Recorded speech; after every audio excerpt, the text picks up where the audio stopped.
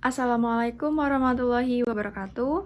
Perkenalkan, nama saya Orivia Kafka Tabita Yoda dengan NPM 19110601666 dari kelas Biologi C semester 5. Nah, di video kali ini saya akan menjelaskan mengenai aplikasi dan respons pada materi evolusi. Nah, yang pertama kita akan membahas mengenai aplikasi.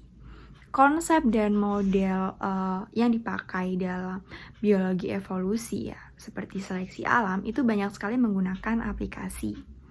Salah satunya adalah seleksi artifisial, yang merupakan seleksi sengaja terhadap sifat-sifat dalam suatu populasi organisme.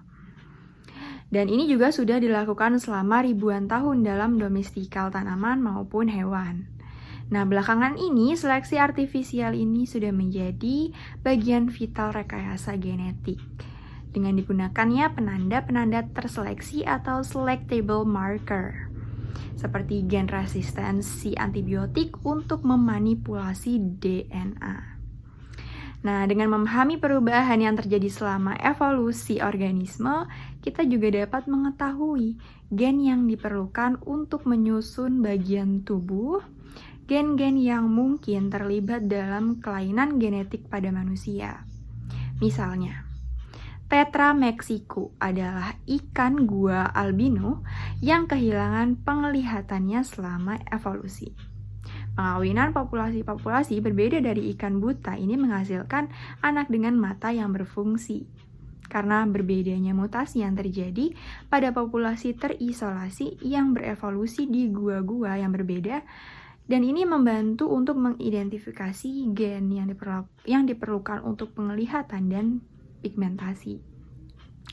Nah, kembali lagi dalam ilmu komputer, simulasi-simulasi evolusi dengan menggunakan algoritma evolusi dan kehidupan artifisial ini mulai dilakukan pada tahun 1960-an dan dikembangkan lagi dengan simulasi seleksi artifisial.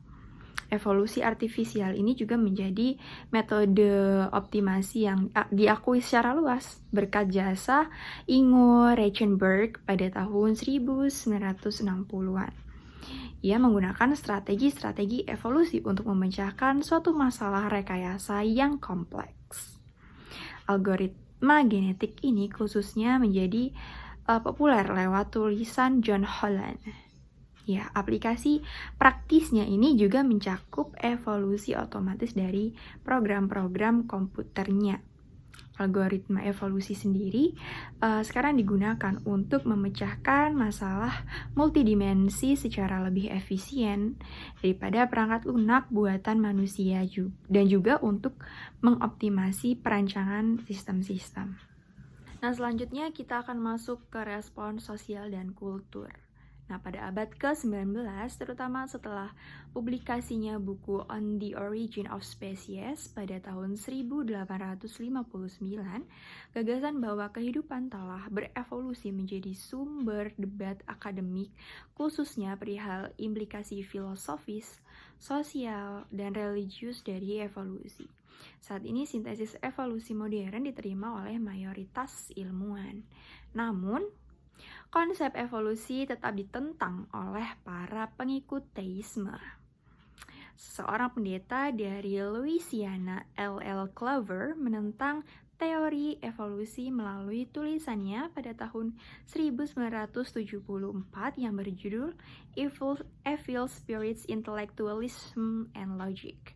Walaupun banyak agama dan aliran telah merekonsiasikan kepercayaan mereka dengan evolusi melalui konsep-konsep kontradiktif dengan kisah-kisah penciptaan dalam agama dan yang mengajukan beragam keberatannya tentang evolusi ini.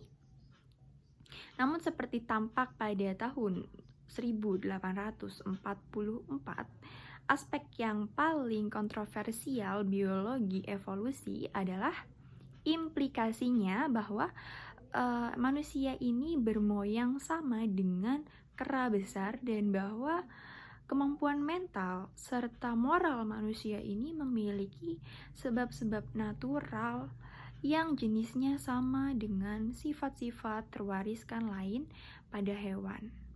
Di beberapa negara ya, terutama Amerika Serikat, itu ketegangan antara sains dan agama ini telah memperpanas kontroversi kreasi evolusi yang terjadi sekarang, suatu konflik religius.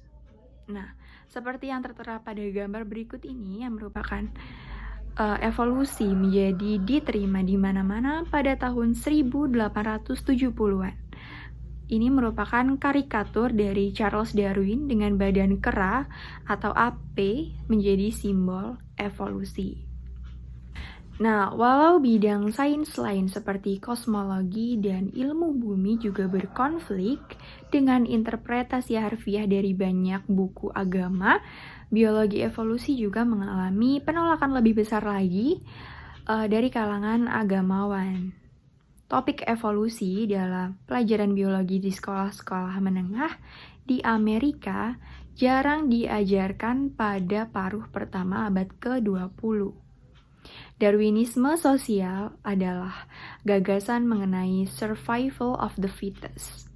Dikeluarkan dari konteks biologi dan diaplikasikan untuk kebutuhan komersial dan masyarakat manusia secara utuh dan disalahgunakan untuk menjustifikasi ketidaksamaan sosial, seksisme, rasisme, serta imperialisme.